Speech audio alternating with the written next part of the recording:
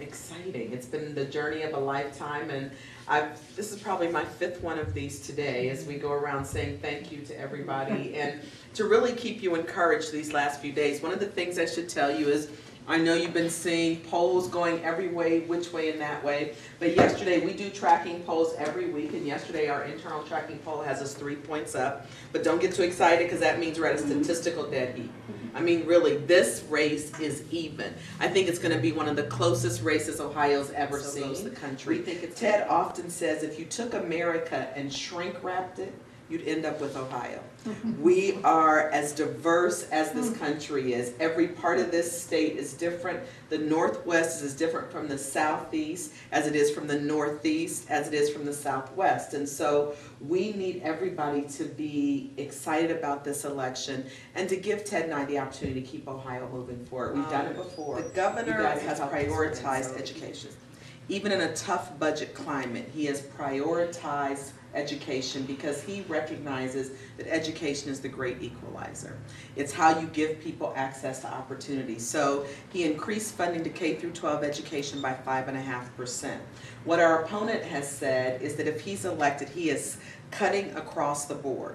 He is going to get rid of evidence-based school funding. It's what he said at the Cincinnati Enquirer editorial review board, that he planned to get rid of evidence-based school funding. Well, evidence-based school funding is the plan that Ted came up with to make sure that poor districts had the money that they needed to meet the educational needs of students in their districts. It's the equalizer that gives poor districts the ability to compete with more well-funded districts. So we know immediately that would go. He has talked about across-the-board cuts, which would severely hurt education, because we think if you're going to keep a state moving forward, not only do you invest in jobs and economic development, but strong schools are a component of that. Ted hasn't raised taxes. He didn't raise them $800 million. He didn't raise them $8, not 8 cents. It's a lie.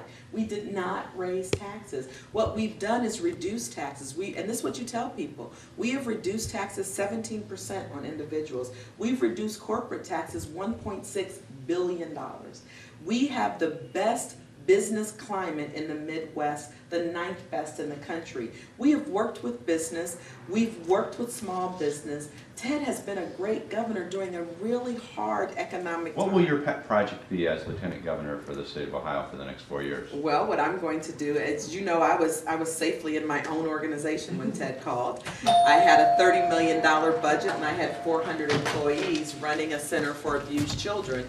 And so when Ted called, what I said to him is I needed something significant to do. If I'm going to join you as your Lieutenant Governor candidate, I need significant work to do. And so I'm going to be his number 2. I do not plan to run a State Department. My plan is to operate as, I said to some kids, like the Vice President of the state.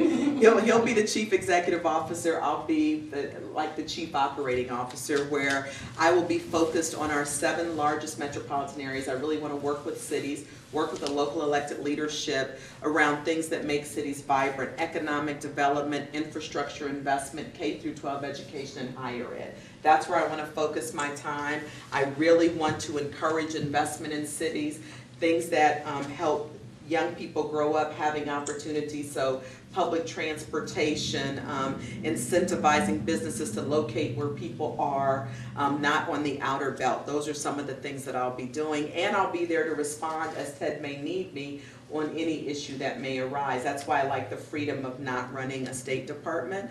This is a big state. We have 11.5 million people. We have 88 counties, and I'm going to be Ted's partner in moving us forward.